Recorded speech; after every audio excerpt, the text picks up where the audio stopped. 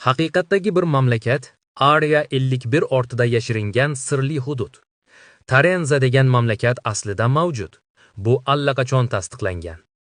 JFK aeroportidagi geografik va kartografik mutaxassislar rasmiy ravishda tasdiqlashgan. 10 oktyabr kuni Tokio shahridan kelgan niqobli bir ayol New Yorkdagi JFK aeroportida to'xtatildi.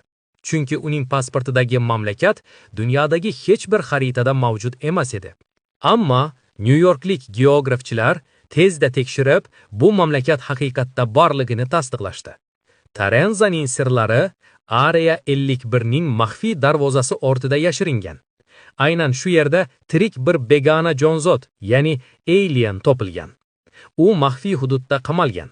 Bu joy faqat yuqori darajadagi ruxsatga ega shaxslargagina ma'lum. Oddiy odamlar uchun esa ko'rinmas. Bu yer ikki o'lcham oralig'ida suzadi. Qum nurning o'ziga aylanadi. Havo esa qadimiy duolar bilan to'ladi. Har kechasi mamlakat markazida ulkan kristal porlaydi. Osmonni yoritadi va boshqa olamlarga yo'l ochadi. Ilm-fan bu joyni 1800-yilda kashf qilgan, ammo Amerika hukumati uni dunyodan yashirib keladi.